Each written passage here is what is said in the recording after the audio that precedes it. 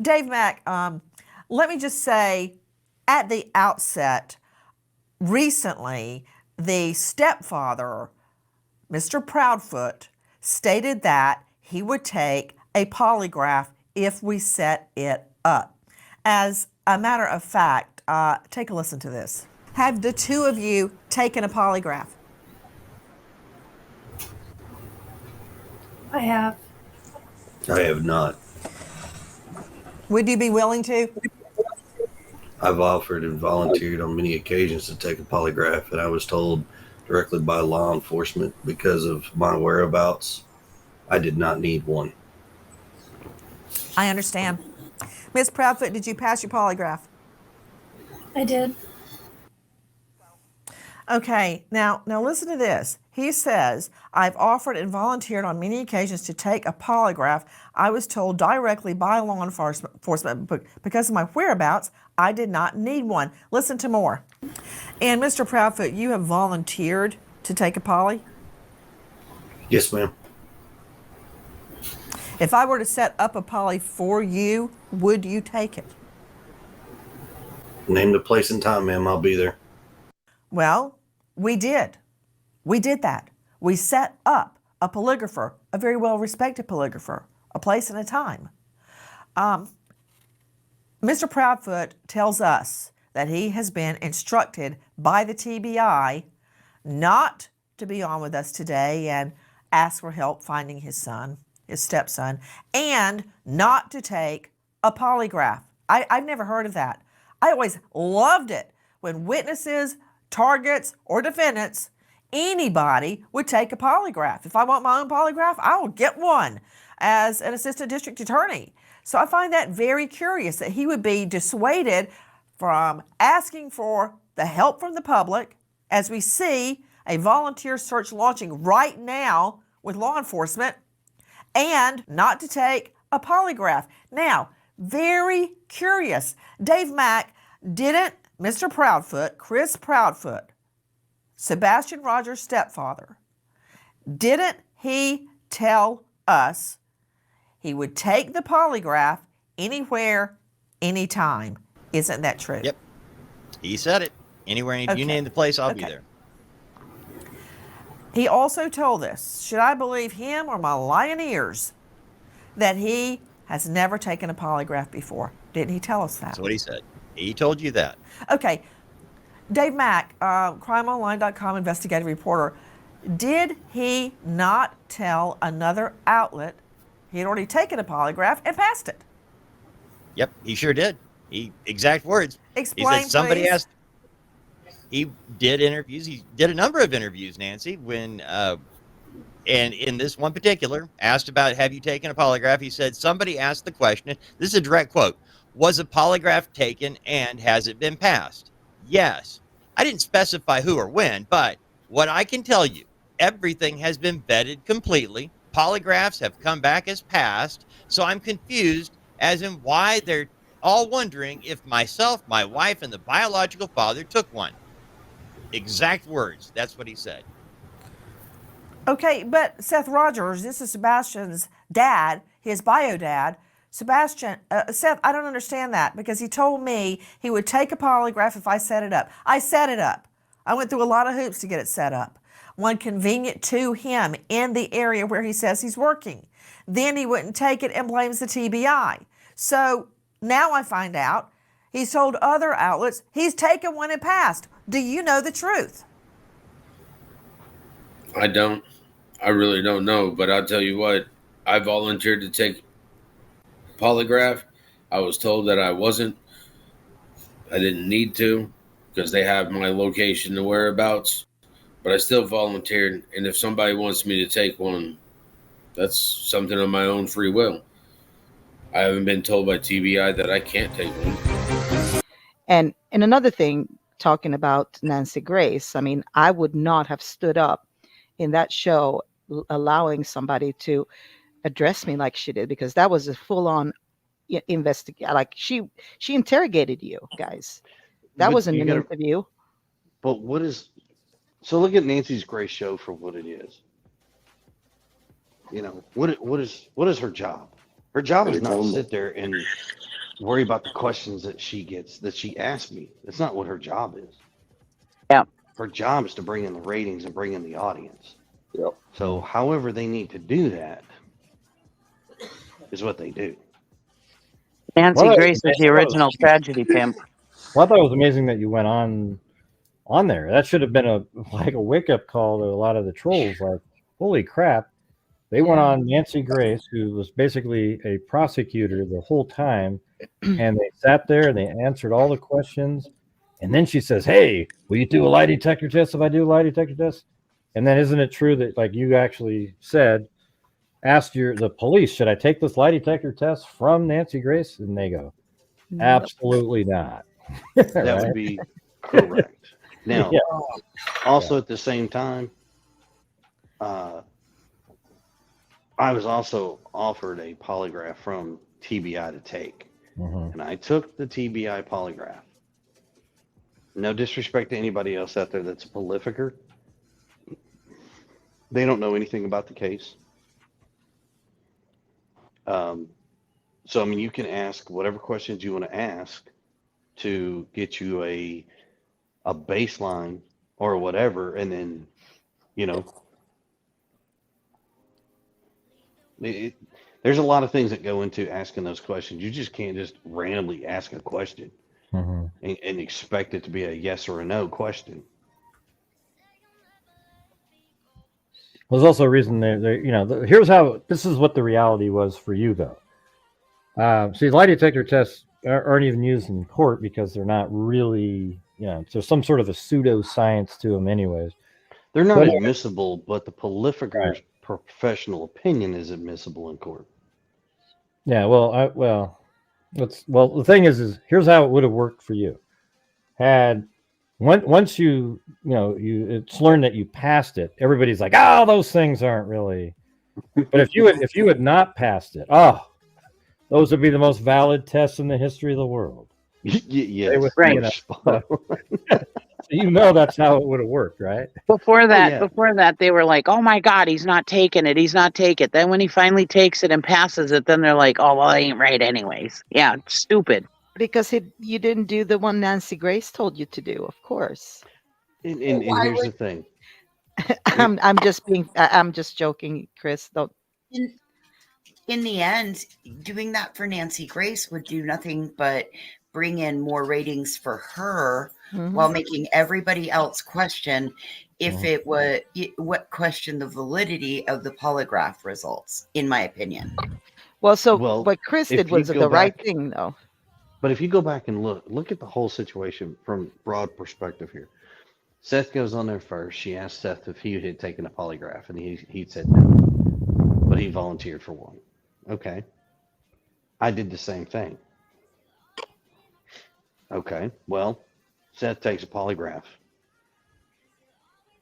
And Seth should have never taken the first polygraph.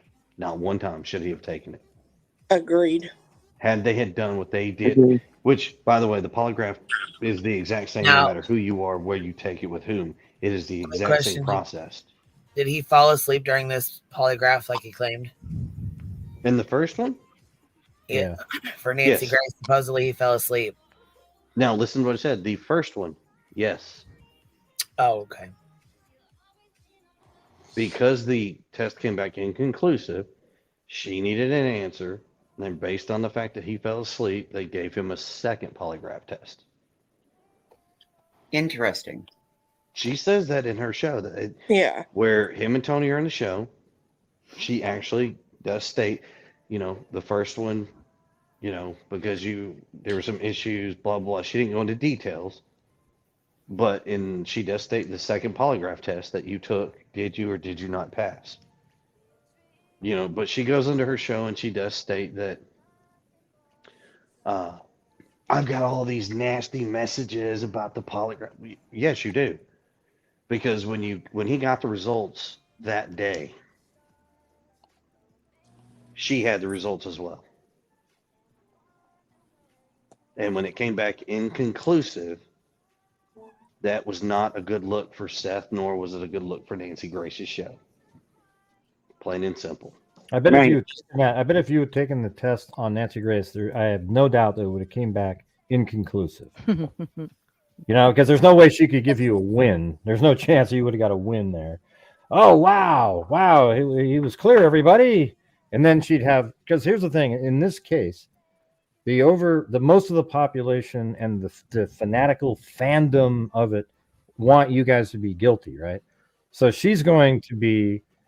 That's the direction she keeps trying to head towards and suggest and everything like that. So there's no chance that if you had taken it with her, it would have came back that you passed. It would have been inconclusive, so that the angle's still open to her. You see?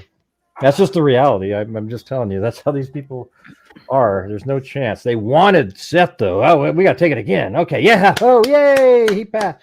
Because the first one he didn't, because he fell asleep, right? And so then they made sure he took it again and he passed. But I think you would have found that yours would have been inconclusive, regardless if you passed with flying colors. That's what they would have came back with.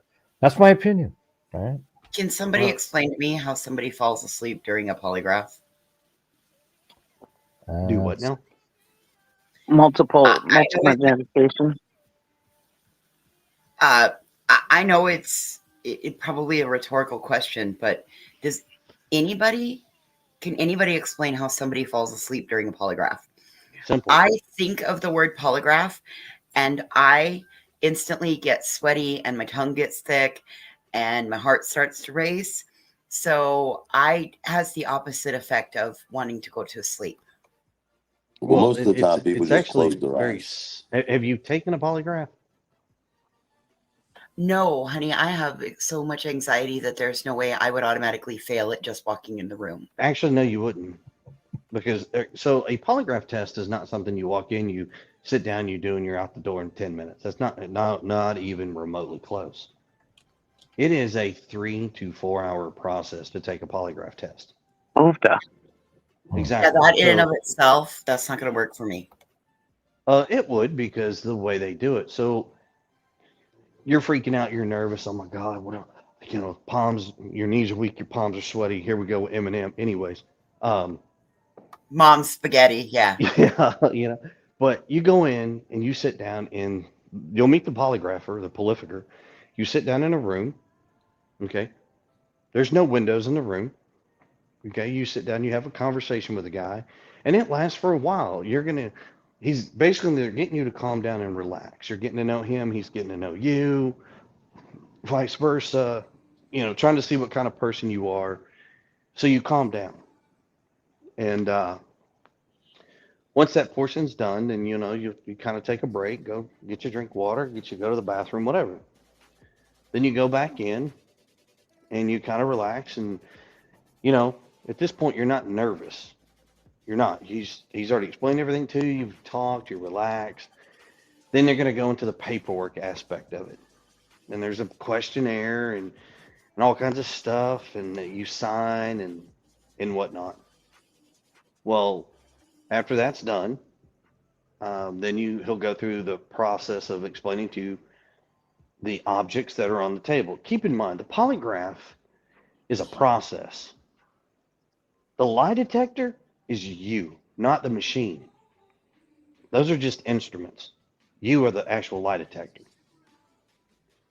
So, you sit down in a chair and you get comfortable and you're talking, and he goes through the process and he hooks you up to all these gadgets.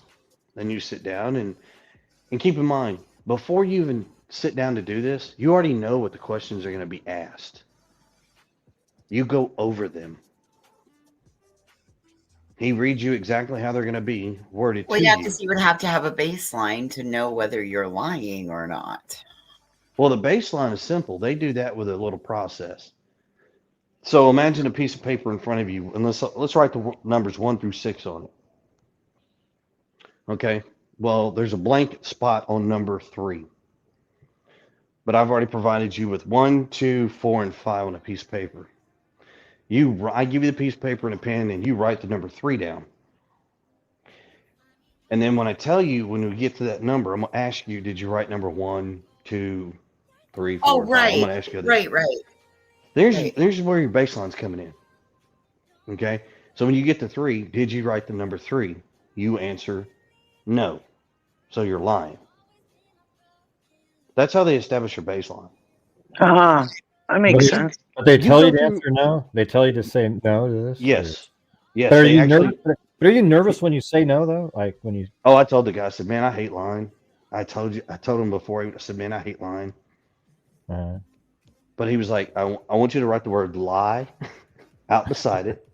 And I said, "Okay." So I go through the process and I do it. But all the questions, you get them read to you. And if there's a question you do not like, you don't like the way it's worded, cool. You sit down and you can change it. It is an open book cheat test. I kid you not. It's that easy. Oh, Jesus, God, Jesus shouldn't have said that.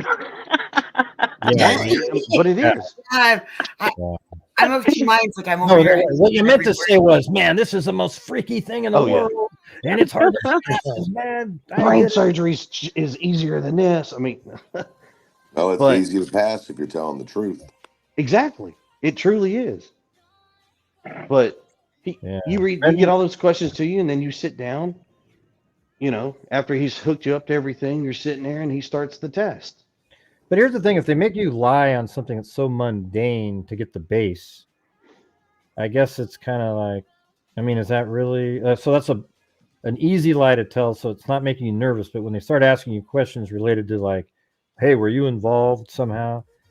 Do you get more nervous on those types or like? No, your body naturally will tell on you because all the gadgets they have you hooked up to. The seat that you're sitting in, it will detect if you shift your weight.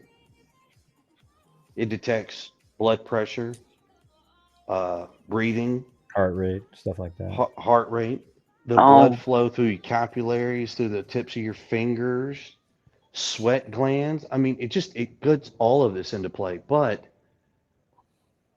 you're not really nervous. You're not. And when you sit down and you're in this room and you're looking at a wall, a white wall, that's all you're looking at. You don't move. You just sit there. Do you know how hard it is for me to sit still?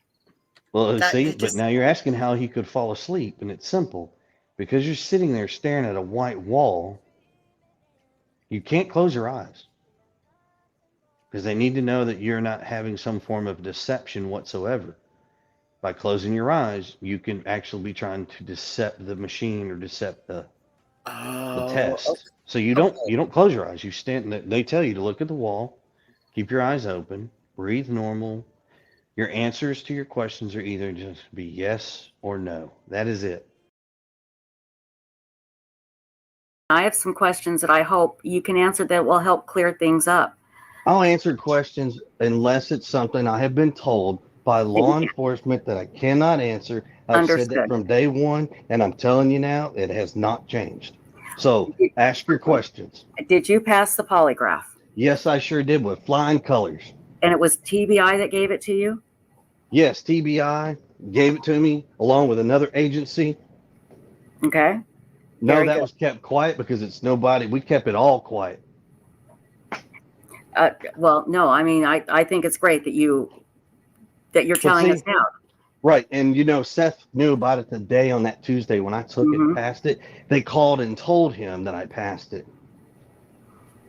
And, okay. Well, maybe he was told he couldn't say anything.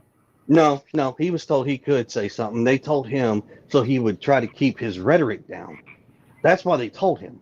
And I have the text message where they asked me if they could tell him. And I said, I have listened to y'all from the beginning. I'm listening to you now. So please do what you feel is best. Okay.